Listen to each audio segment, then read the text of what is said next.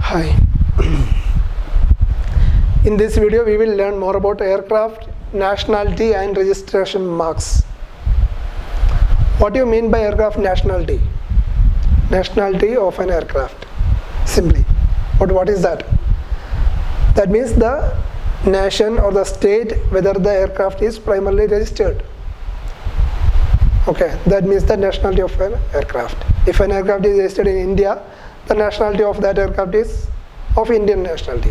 Okay, simply. So in which ICAO annex it comes? It is annex number 7. Okay, or rules of air. Then in Indian Aircraft Act 1937 also it comes. So in India, what are the artifacts of nationality registration and what are the rules regarding registration marks? Okay. So as we know, ICAO has got laid down some certain practices, recommended procedures, everything for aircraft nationality registration and for registration marks. Okay. So what is that all about? We can use set of letters or symbols. So letters, numerals and symbols in registering an aircraft. Okay. So in India, what are the letters we use? For civil aircraft, all registration must start with VT, Victor Tango, followed by a 3-digit alphabetic code and a hyphen in between. Okay. For military aircrafts, it should be starting with Victor Uniform and again some 3-digit alphabetic code. Okay. This is the basic concept about registration. VT or Victor Tango for civil aviation, civil, and Victor Uniform for state aircraft. Okay. Is it all that about? No. Then comes the suffix. It should not be confusing, or it should not create any confusion with other aeronautical codes which we use. For example, XXX, PAN, or Triple T, or Save Our Souls, SOS. These codes must not be used as suffix to avoid confusion. Okay. So these are the two basic aspects regarding aircraft nationality registration. And which is the ruling body which deals with the aircraft registration? As we know, it is DGCA itself in India. Then comes some other provisions. Aircraft registration number should be displayed in a permanent manner under the wings, and the minimum size should be 50 centimeter of height.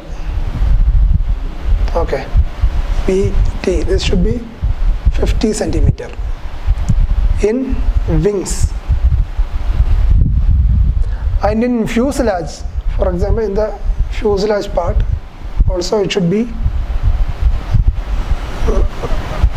written, and the height should be, the minimum height should be 30 centimeters.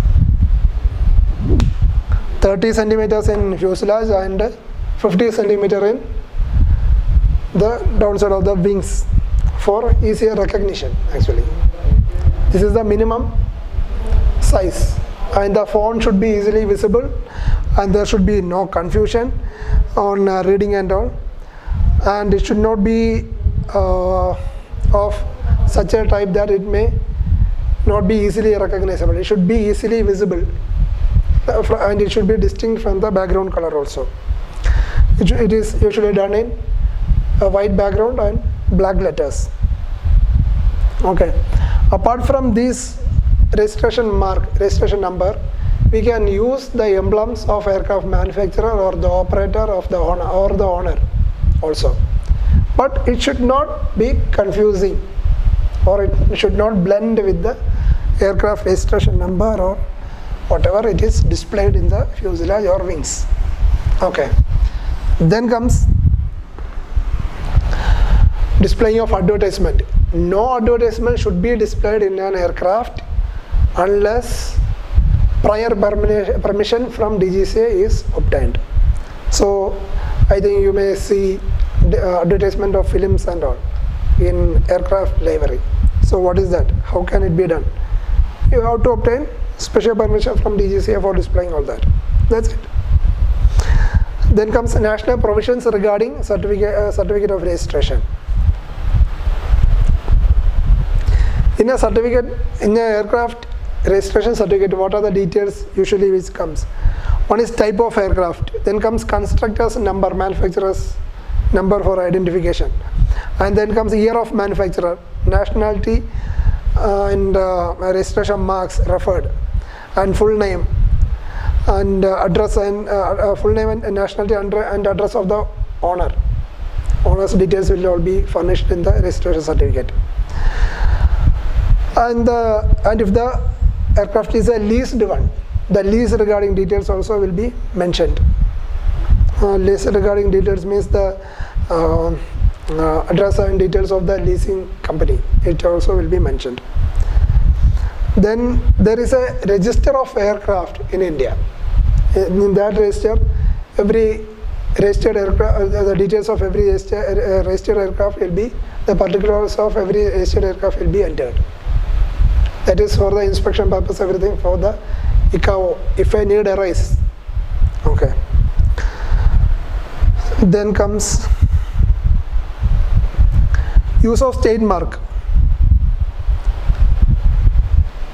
We have learned about the registration marks, right? And then comes use of state marks. For example, Air Force has got a mark like this, saffron, white and green, like that marks are there. So these types of marks which are related to state aircrafts must not be affixed in a civil aircraft. Okay, there is a rule for that also. And then comes, there should be the national flags and all. National flag is displayed in aircrafts, in some of the aircrafts, but it should not be fixed so that it should match with or confused with the symbol or the national flag which is displayed by state aircraft.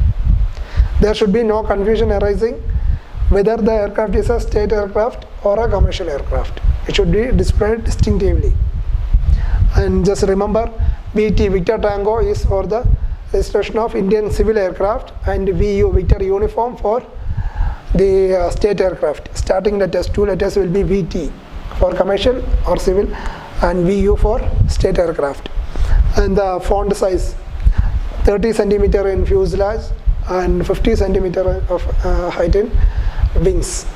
Okay, these are all about the registration marks.